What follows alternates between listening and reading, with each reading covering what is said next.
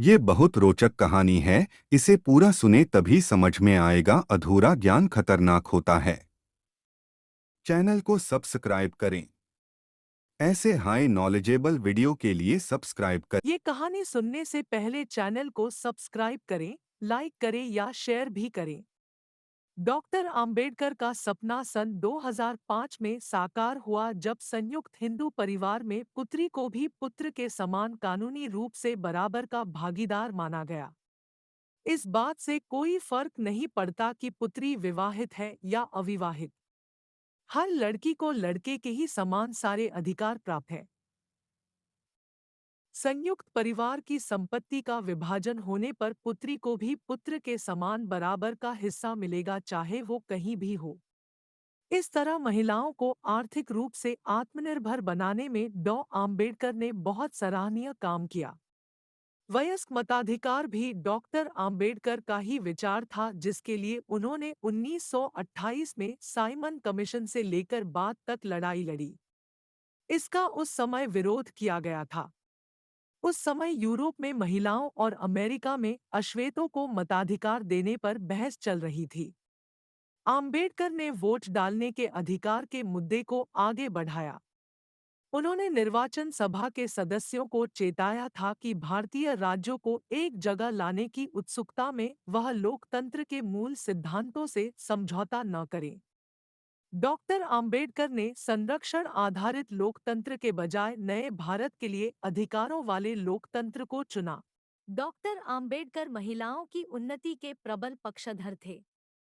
उनका मानना था कि किसी भी समाज का मूल्यांकन इस बात से किया जाता है कि उसमें महिलाओं की क्या स्थिति है। दुनिया की लगभग आधी आबादी महिलाओं की है, इसलिए जब तक उनका समुचित विकास नहीं होता, कोई भी देश चहुमुखी विकास नहीं कर सकता। डॉक्टर आम्बेडकर का महिलाओं के संगठन में अत्यधिक विश्वास था। रोचक या नॉलेज वाले वीडियो देखने के लिए चैनल को सब्सक्राइब करें।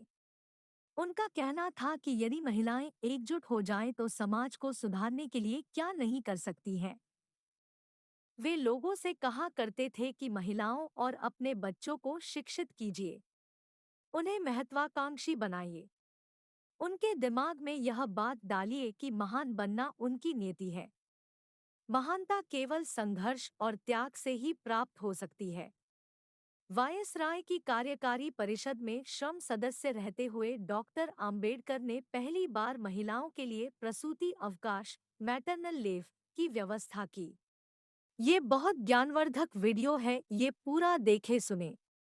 साथ साथ चैनल को सब्सक्राइब करें।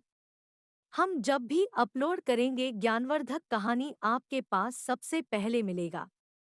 संविधान प्रारूप समिति के अध्यक्ष के रूप में संविधान निर्माताओं में उनकी अहम भूमिका थी। संविधान में सभी नागरिकों को बराबर का हक दिया गया है। संविधान के अनुच्छेद 14 में यह प्रावधान है कि किसी भी नागरिक के साथ लिंग के आधार पर भेदभाव नहीं किया जा सकता। आज़ादी मिलने के साथ ही महिलाओं की स्थिति में सुधार शुरू हुआ। आजाद भारत के पहले कानून मंत्री के रूप में उन्होंने महिला सशक्तिकरण के लिए कई कदम उठाए। सन 1951 में उन्होंने हिंदू कोड बिल संसद में पेश किया।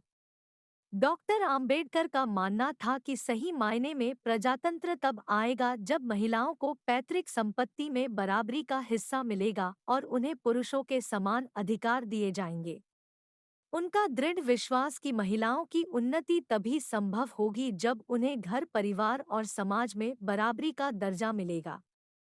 शिक्षा और आर्थिक तरक्की उन्हें सामाजिक बराबरी दिलाने में मदद करेगी।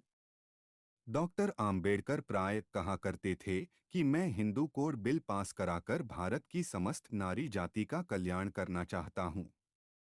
मैंने हिंदू कोड पर विचार होने वाले दिनों में पतियों द्वारा छोड़ दी गई अनेक युवतियों और प्रौढ़ महिलाओं को देखा। उनके पतियों ने उनके जीवन निर्वाह के लिए नाम मात्र का 4-5 रुपए मासिक गुजारा बांधा हुआ था। वे औरतें ऐसी दयनीय दशा के दिन अपने माता पिता या भाई बंधुओं के साथ रो रो कर व्यतीत कर रही थीं। उनके अभिभावकों के हृदय भी अपनी ऐसी बहनों तथा पुत्रियों को देख देख कर शोक संतप्त रहते थे। बाबा साहेब का करुणामय हृदय ऐसी स्त्रियों की करुण गाथा सुनकर पिघल जाता था। कुछ लोगों के विरोध की वजह से हिंदू कोड बिल उस समय संसद में पारित नहीं हो सका, लेकिन बाद में अलग अलग भागों में जैसे हिंदू विवाह कानून, हिंदू उत्तराधिकार कानून और हिंदू गुजारा एवं गोद लेने संबंधी कानून के रूप में अलग अलग नामों से पारित हुआ, जिसमें महिलाओं को पुरुषों के बराबर अधिकार दिए गए।